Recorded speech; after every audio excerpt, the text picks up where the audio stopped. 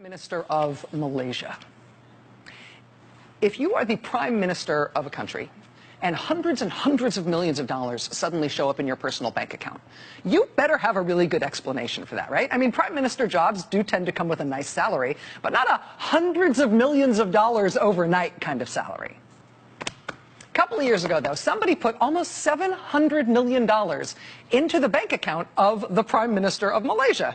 And he really had no good explanation for it. For months, he just said it was nobody's business. It was his money.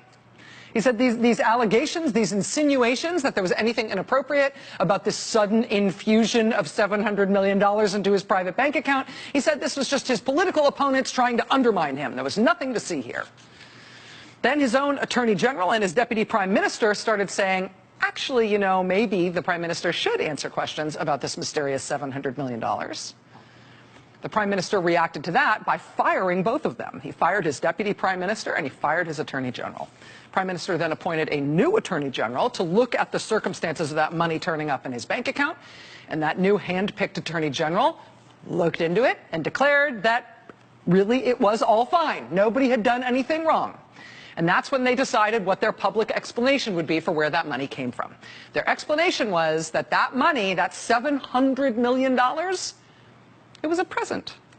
It was a no-strings-attached gift for the prime minister from the Saudi royal family. Their line was that there was a Saudi prince who decided that he liked the prime minister of Malaysia, and no occasion really. He just decided that the prime minister could probably do with $700 million, so he gave it to him, free for nothing. When that's your good-sounding explanation, when that's your everything is fine, nothing to see here excuse, that a Saudi prince just dropped it off one day and you don't know why.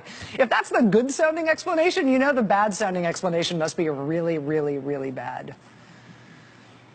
Well, sure enough, a few months later, the United States Department of Justice filed a 250-page complaint alleging that that $700 million cash that turned up mysteriously in the personal bank account of the Malaysian prime minister, that was just a fraction of the proceeds of a gigantic heist, a giant act of thievery, a corruption scheme in which the prime minister and his family and his associates stole billions of dollars from the Malaysian government. $4.5 billion they stole in cash from the Malaysian government. And some of it they just stacked up in bank accounts, but mostly they laundered it all over the world, including in the United States, which is why the U.S. Justice Department brought this case, even though the money was stolen from the people of Malaysia.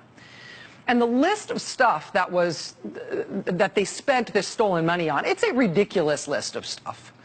The prime minister's family and friends bought penthouses in New York City, they bought mansions in Beverly Hills, they bought yachts, yes, yachts, Barry White style and otherwise. They bought Picasso paintings. They did a lot of gambling. The prime minister's wife mysteriously ended up with a lot of ridiculous jewelry. The prime minister's stepson used a bunch of the money to finance some Hollywood movies, including The Wolf of Wall Street, Daddy's Home, and Dumb and Dumber 2, all through a company called Red Granite Pictures.